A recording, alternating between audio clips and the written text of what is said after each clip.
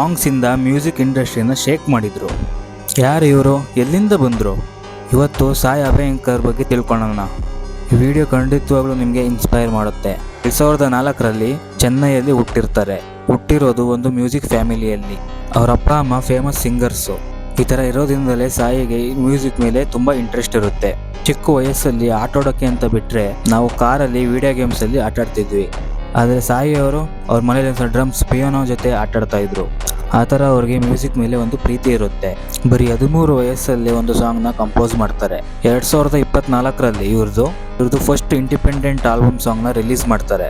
ಈ song social ಮೀಡಿಯಾದಲ್ಲಿ ತುಂಬಾನೇ ವೈರಲ್ ಆಗುತ್ತೆ. ಇಂಡಿಯಾ ಅಷ್ಟೇ ಅಲ್ಲ, ವರ್ಲ್ಡ್ ವೈಡ್ ಈ ಸಾಂಗು ತುಂಬಾನೇ ಫೇಮಸ್ ಆಗುತ್ತೆ. ನೆಕ್ಸ್ಟ್ 3 ಸಾಂಗ್ ರಿಲೀಸ್ ಮಾಡ್ತಾರೆ. 3 ಮ್ಯಾಸಿವ್ ಹಿಟ್ಟು. 4ನೇ ಸಾಂಗ್ನ ರಿಲೀಸ್ ಮಾಡ್ತಾರೆ. ಇವತ್ತಿಗೂ ಈ ಸಾಂಗ್ ಟ್ರೆಂಡಿಂಗ್ ನಲ್ಲಿದೆ. ಇವಾಗ ಸಿನಿಮಾ ಫೀಲ್ಡ್ಗೂ ಎಂಟ್ರಿ ಕೊಡ್ತಾರೆ. ಆದರೆ ತುಂಬಾ ಜನ ಇವ್ರನ್ನ ಟ್ರೋಲ್ ಮಾಡ್ತಾರೆ.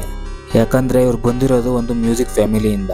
ಸೊ ನೆಪೋಟಿಸಮ್ ಅಂತ ಹೇಳ್ಬಿಟ್ಟು ಇವ್ರನ್ನ ತುಂಬಾ ಜನ ಟ್ರೋಲ್ ಮಾಡ್ತಾರೆ. ಡ್ಯೂಡ್ ಅಂತ ಒಂದು ಮೂವಿ ರಿಲೀಸ್ ಆಗುತ್ತೆ. ಆ ಮೂವೀಸಲ್ಲಿರೋ ಸಾಂಗ್ಸ್ ಎಲ್ಲ ಸೂಪರ್ ಆಗಿರುತ್ತೆ.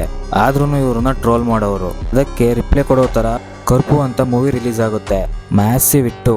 ಒಂದೊಂದು ಸಾಂಗ್ಸೂ ಬೂಸ್ ಬಂಪ್ಸ್ ಕೊಡುತ್ತೆ. ಆ ಥರ ಗಾಡ್ ಲೆವೆಲ್ ಸಾಂಗ್ಸ್ನ ಕ್ರಿಯೇಟ್ ಮಾಡಿರ್ತಾರೆ. ಪ್ಯೂರ್ ಗೂಸ್ ಬಂಪ್ಸ್ ಅಂತಾನೆ ಹೇಳ್ಬೋದು. ನೆಕ್ಸ್ಟ್ ಧನುಷ್ ಅವ್ರ ಜೊತೆ ಟೀಸರ್ನ ರಿಲೀಸ್ ಮಾಡಿದ್ರು. BGM ನೆಕ್ಸ್ಟ್ ಲೆವೆಲಲ್ಲಿ ಇತ್ತು. ಇವಾಗ ಸಾಯಿ ಅಭಯಂಕರಿಗೆ ಬರೀ 21 ವರ್ಷ ವಯಸ್ಸು. ಆದರೆ ಅವ್ರ ಜರ್ನಿ ಆಲ್ರೆಡಿ ಎಕ್ಸ್ಟ್ರಾರ್ಡಿನರಿ ಆಗಿದೆ. ಇವ್ರ ಕಥೆಯಿಂದ ನಾವೇನು ತಿಳ್ಕೊಬೋದು ಅಂದರೆ, ಬರೀ ಒಂದು ವೈರಲ್ ಸಾಂಗಿಂದ ಇವರು ಫೇಮಸ್ ಆಗಿಲ್ಲ. ಚಿಕ್ಕ ವಯಸ್ಸಿಂದನೇ ಹಾರ್ಡ್ ವರ್ಕ್ ಮಾಡಿ ಈ ರೇಂಜಿಗೆ ಬೆಳೆದಿರೋದು. ಇದು ಜಸ್ಟ್ ಬಿಗಿನಿಂಗ್.